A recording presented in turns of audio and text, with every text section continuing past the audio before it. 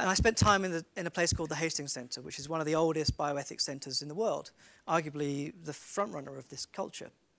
At the same time, I joined the university, and out of this context, I started to write more about the prospect of the posthuman.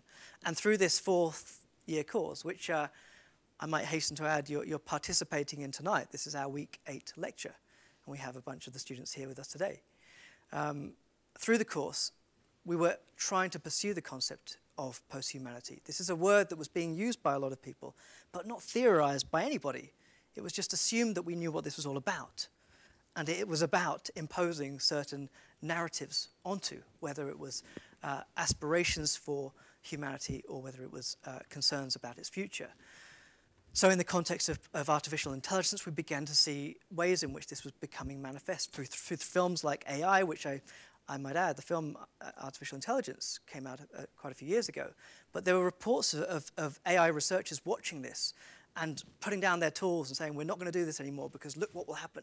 These were stories that were actually written about the scientists and their response to these propositions.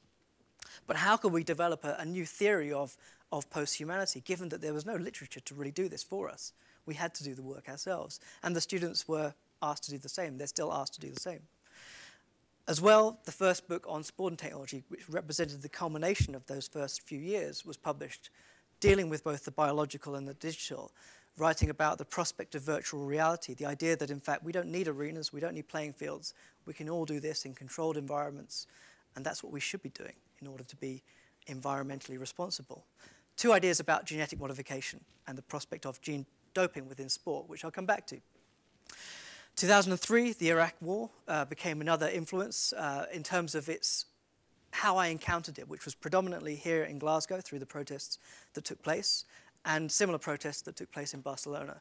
What became apparent then was also, at least for me, the potential of new media culture to vocalize certain anxieties about this period. Anxieties that were typified and expressed in slightly different ways around, again, those biological impositions often brought about by the media. That same year, Gunther von Hagens, who some of you will be aware of after having had numerous series on television, conducted his public autopsy in London. This was legally dubious. It was unclear whether he had a license to do it. It was unclear what people had signed up to when they donated their bodies to von Hagens for its plastination. But nevertheless, it became part of that media spectacle, the idea that, in fact, what fascinated us was to see bodies being deconstructed and literally pulled apart on television. It wasn't the first time that this had become such a visceral experience on television. You can trace doctors on television from the 1970s and see ways in which constructions of health and identity have been present within them. But the broadcast of this by Channel 4 late on a Friday night, with no advertising but leading up to it because of the legal status, seemed again to be an interesting moment in television where we were beginning to see a transformation to the public's engagement with medical technology. I wrote about this in an article for the Journal of Medical Ethics and talked about the role of TV in both communicating, educating, but also entertaining people around it. And this was really the controversy around von Hagens. So if anyone's been to the Body Worlds exhibit, you'll see that bodies are positioned in quite unusual ways. You've got people playing cards, people playing basketball, and this invites questions about both the goals of this sort of practice, but also the expectations we might have once we cease to exist. Could we make claims about what people can do with our bodies that extended the kinds of claims we make when we write a will?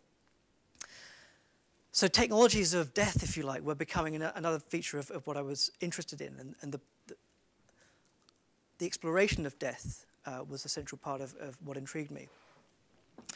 In the digital world, Second Life, which was a much later thing, but a recurrent theme, as you may have seen earlier, was about sex and sexuality. I was writing about gender and identity and writing about how different people were expressing themselves online and whether this was a new era of emancipation, whether we could identify those sorts of lived experiences in online environments.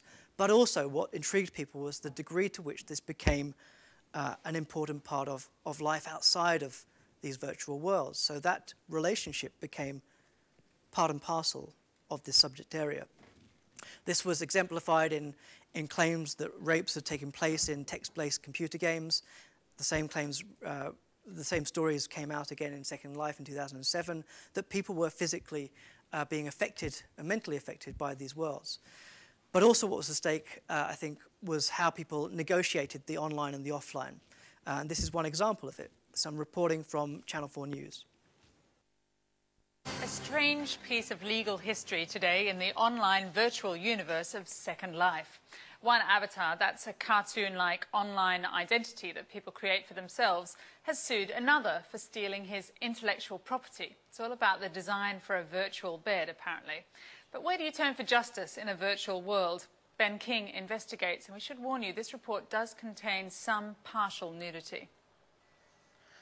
The oldest profession in real life is also the biggest business in Second Life.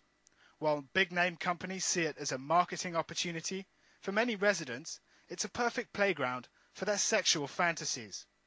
By some estimates, sex accounts for 30% of the Second Life economy. And shops do a roaring trade, selling sex toys, lingerie, and artificial genitalia.